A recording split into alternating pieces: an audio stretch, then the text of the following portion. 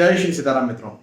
यदि आप खुद विवाह करने जा रहे हैं या फिर अपने बच्चों का विवाह करवाने जा रहे हैं तो इस वीडियो को पूरा देखें।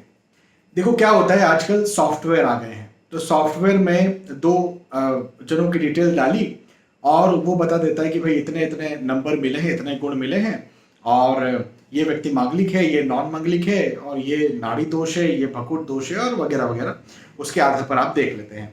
अब मैं आपको एक बात बताता हूँ, मेरे पास ऐसे बहुत सारे केस हैं और आपके सामने भी ऐसे बहुत सारे केस होंगे जिसमें यह बताया गया कि यार उनके तो 30 गुण मिले थे, 31 गुण मिले थे, 32 गुण मिले थे, उसके बावजूद भी उनका डाइवोर्स हो गया। कुंडली मिलान हुआ था, 30, 32, 33 गुण मिले थे, फिर भी डाइवोर्स हो गया। या फिर आपके सामने ऐसे केसेस भी होंगे जिसमें कि ये कहा जा रहा है कि एक मांगलिक है, एक नॉन मांगलिक है, उसके बावजूद भी वो बहुत अच्छे से अपना जीवन यापन कर रहे हैं।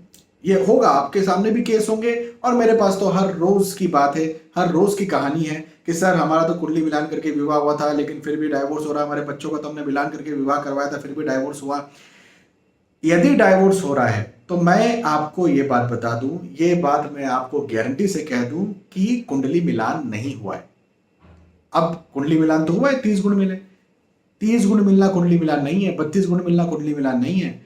ऐसे बहुत सारे लोग हैं जिनके केवल 20, 22, 25 गुण मिल रहे हैं, उसके बावजूद भी उनका मैरिड लाइफ बहुत अच्छा है। लेकिन ऐसे बहुत सारे लोग हैं जिनके 30+ गुण मिल रहे हैं, मैरिड लाइफ खराब है। वाइस एंड वर्सा, इसका उल्टा भी हो सकता है। ऐसे बहुत सारे लोग हैं जो मंगलिक नॉन मंगलिक हैं लेकिन उसके बावजूद भी उनका मैरिड लाइफ बहुत अच्छा है, और ऐसे बहुत से लोग हैं जो मंगलिक मंगलिक हैं या नॉन मंगलिक हैं और उसके बावजूद भी उनका मैरिड लाइफ खराब है। तो कुंडली मिलान सिर्फ नंबर्स के आधार पर नहीं किया जाता। सॉफ्टवेयर में तो कई बार मैंने ये पाया है कि जो व्यक्ति मांगलिक नहीं है उसको भी वो मांगलिक, आंशिक मांगलिक, एक आंशिक नया शब्द है, आंशिक मांगलिक करके बता देते हैं। कोई व्यक्ति उच्च मांगलिक हो जाता है। मुझे तो आज तक समझ नहीं आया कि आंशिक और उच्च होता क्या है। आंशिक उच्च जैसा मंगल में तो कुछ चीज नहीं होती है, डिग्री वाइज बल उसका होता है, लेकिन वो भी कुंडली मिलान में कोई ज्यादा मायने रखता नहीं है। मांगलिक तो मांगलिक ही होता है। एक बात मेरा यहां पर कहना यह बनता है कि कुंडली मिलान बहुत गहराई से, बहुत डीपली, हर दोनों की, लड़के की भी लड़की की भी इंडिविजुअल कुंडली देख करके किया जाना चाहिए। साथ ही साथ ऑब्वियसली उनका कुंडली मिलान में भी बहुत सारी चीजें होती है जिनको देखा जाना चाहिए।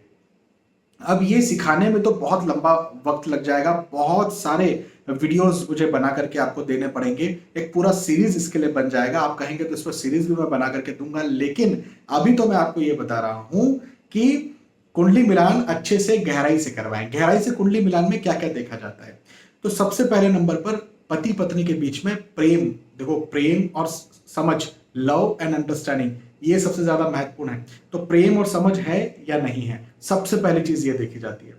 उसके बाद में कैरेक्टर, चरित्र कैसा है लड़की का या लड़के का, चरित्र कैसा है, कैरेक्टर कैसा है, बिहेवियर कैसा है। भाई लड़का लड़की को एक साथ थोड़े ही रहना है जरूरी। आप यदि ससुर होने वाले हैं, आप यदि सास होने वाले हैं, तो आपको भी तो साथ में रहना है। तो उनका कैरेक्टर, उनका बिहेवियर भी बहुत इंपॉर्टेंट है। एक बात। अगली बात ये कि कोई लड़की या कोई लड़का एक दूसरे से शादी करते हैं तो एक दूसरे के भाग्य भी वो शेयर करते हैं, तो भाग्य कहीं डाउन तो नहीं हो जाएगा। कई सारे केसेस में भाग्य बहुत ऊंचा चले जाता है, बहुत उन्नति इंसान करता है, कई केसेस में डाउन हो जाता है।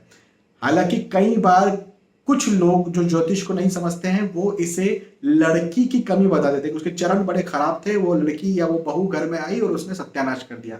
चरण वरण किसी के कोई खराब नहीं होते हैं। ये कुंडली मिलान म्यूचुअली समझ में आता है कि उन्नति होगी या डाउनफॉल होगा, या फिर जैसा चल रहा है वैसे चलते रहेगा। ये चीज समझ में आ जाती है पहले ही। संतान के क्या योग हैं, आयु, उम्र लंबी या छोटी, कोई आयु के बारे में बात ही नहीं करता है। उम्र लंबी या छोटी इस बारे में कोई देखता ही नहीं है, तो ये भी देखा जाना चाहिए। एक और चीज जो कोई बात नहीं करता है वो है फिजिकल रिलेशनशिप। इसके बारे में लोग बात करने में शर्माते हैं। भैया कुंडली मिलान यदि किया जा रहा है तो फिजिकल रिलेशनशिप तो देखना ही पड़ेगा, शर्माने की क्या बात है। तो ये कोई देखता नहीं है। तो इन सारी चीजों को देखने के बाद में इंडिविजुअली प्लस म्यूचुअली, लोग इंडिविजुअल कुंडली मिलान जब करते हैं तो ये सोचते हैं इंडिविजुअल कुंडली देखने की क्या जरूरत है, जबकि वो भी देखना है प्लस म्यूचुअल भी देखना है। और इसे फिर ओवरऑल कुंडली मिलान कहा जाता है, जिसमें नवमांश का विश्लेषण होता है, जिसमें लग्न का विश्लेषण होता है, जिसमें शुक्र का, गुरु का और फिर बहुत सारी चीजों का विश्लेषण होता है। इन सब चीजों को देखने के बाद में आपसे कहा जाता है कि आप आगे बढ़ें या फिर ना बढ़ें। तो अच्छे से गहराई से कुंडली मिलान करके विवाह करवाइए। मैं तो ये सारी चीजें देखता हूँ, जितने एस्ट्रोलॉजर्स हैं उनसे भी मैं विनती करता हूँ। आजकल बस सॉफ्टवेयर आया है, लोग समय बचाने के लिए क्या करते हैं, दोनों की डिटेल्स डाली, सॉफ्टवेयर में डाली और बोल दिया भाई हाँ ठीक है कर लो या मत करो। मैं तो पंचांग से विश्लेषण करता हूँ। पंचांग में सारी जो भी डिटेल्स रहती हैं उनके आधार पर पंचांग निकालता हूँ। उसके आधार पर मैं सॉफ्टवेयर कॉपी किसी को देता नहीं, मेरे पास सॉफ्टवेयर से मैं निकालता नहीं तो कॉपी भी किसी को देता नहीं। लेकिन जो मैं बताता हूं फिर वो पंचांग का जो पुराने जमाने में एनालिसिस किया जाता था, जो ऑथेंटिक एनालिसिस है, उस प्रकार से मैं बताता हूं। तो मेरा मानना है कि हर एस्ट्रोलॉजर को ऐसा करना चाहिए, क्योंकि कुंडली मिलान ऐसा नहीं कि आपने कहा कि 1 महीने बाद शादी हो जाएगी और शादी नहीं हुई तो चला, ऐसा नहीं। कुंडली मिलान जो है वो बहुत गंभीर विषय। आपने बोला कि वैवाहिक जीवन चलेगा तो चलना चाहिए। आपने बोला कि ये दिक्कतें आएंगी, मत करो शादी, तो सचमुच में वैसा होना चाहिए, नहीं तो अच्छा खासा रिश्ता हाथ से निकल सकता है। आपका प्रेडिक्शन ये नहीं कि शादी हो जाएगी जुलाई में, नहीं हुई तो चलो कोई बात नहीं यार और आगे देखेंगे। नौकरी लग जाएगी जुलाई में, नहीं लगी, चलो कोई बात नहीं यार आगे देखेंगे। लेकिन ऐसा नहीं होगा कि आपने बोला कि वैवाहिक जीवन चलेगा और नहीं चला, चलो कोई बात नहीं चला तो दूसरा करेंगे। ये कुंडली मिलान में नहीं होता, ये वैवाहिक जीवन में नहीं होता। तो अच्छे से कुंडली मिलान करके ही विवाह करवाइए। बहुत बहुत धन्यवाद। जय श्री सीताराम।